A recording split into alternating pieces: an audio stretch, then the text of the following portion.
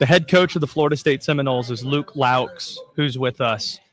And you might be the best person to ask here about the appeal of the college game versus what the job has become, say, from an NBA perspective. Because you spent time as an assistant in the NBA before coming to college. We hear every year, would NBA coaches consider taking college jobs, considering the financial element of things? Just how similar is it? How different is it? What's the appeal of college for you? Yeah, I think this case was a little particular. Obviously, I played at Florida State, and that part of me, I grew up a Florida State fan. My family's Florida State people. So just from the perspective of going back to college, it was appealing to me because of the circumstance of going back to Florida State and trying to get them back to where I knew they could be, and following a guy that's one of my mentors, and Leonard Hamilton was so special. He had such a good run for so long, but there certainly are a lot of similarities between the pro game, coaching in the pro game, and now what college is becoming. It's certainly evolving. I feel like every day sometimes, but there's a familiarity with putting rosters together with what we're doing with the transfer portal. There's free agency in pro sports. There's familiarity with paying players extreme amounts of money because, hey, guess what? The sport's popular. And that doesn't bother me that these kids and young men are making a ton of money.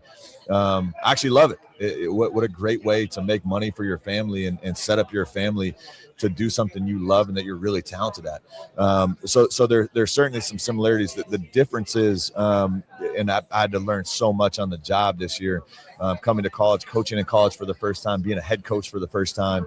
But the difference is the NBA and NFL and pro sports got to figure it out. Like they have this thing down to a science in terms of, the media rights and collective bargaining, the salary caps, how it all works. And I think college is just trying to figure it out. They're piecing it together right now.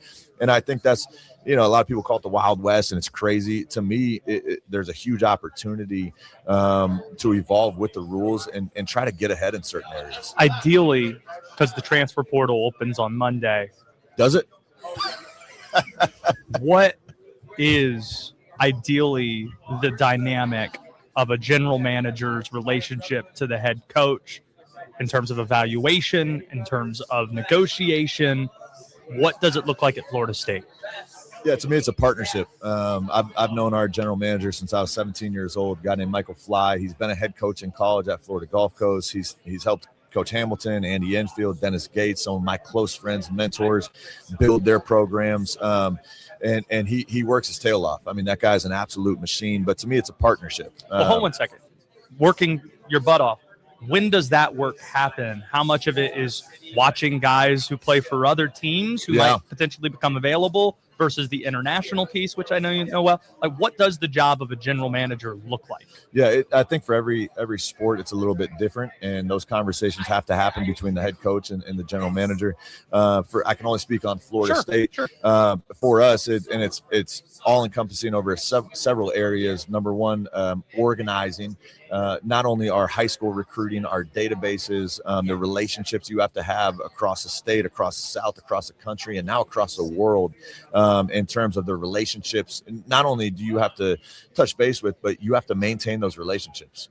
Whether people realize or not, agents and people that control players will send players, not just for the most money, although that's a big part of it now, but to people they trust, and they trust that you can help develop their guy. They trust it's going to be a system that not only helps their player get to ultimately the next level of professional basketball, but helps their player develop. So that's the first part, just organizing all of that, developing relationships, maintaining relationships throughout the year.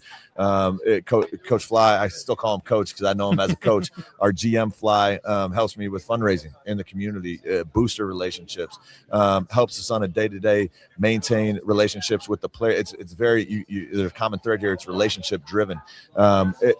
Just in terms of the film work, he organizes our staff.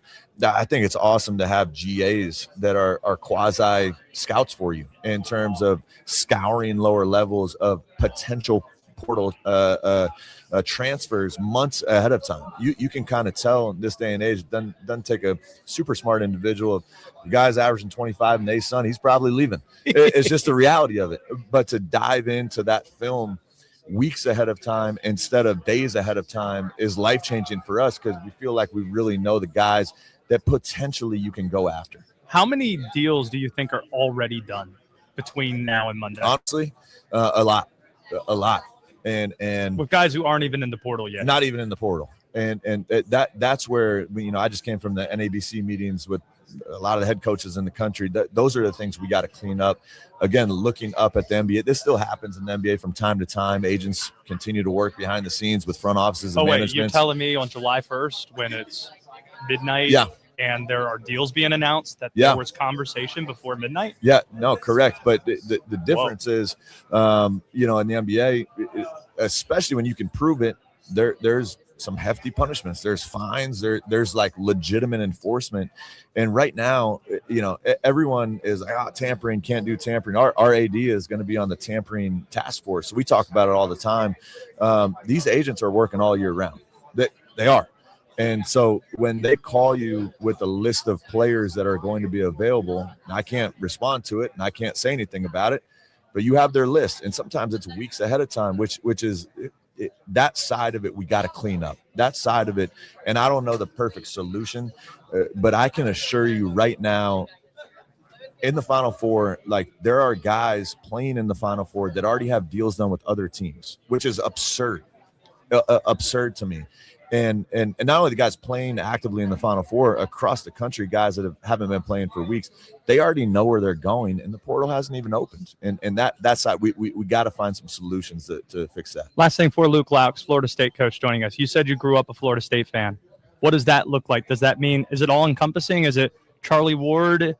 Is it football? Is it baseball, Matt Martin? Like, how all encompassing is your Florida State fandom? Yeah, so my pops walked on for Bobby Bowden for a season, was just on the practice team, and then he transferred to the level where he could play down at Division II level, played football, and I had another uncle that walked on the track team for a year. So just there, I had another uncle that graduated from Florida State. Like there's so many family members. So some of my first memories were those national title teams. Greatest Florida State football player of all time. Yeah, it's hard to not say Charlie Ward.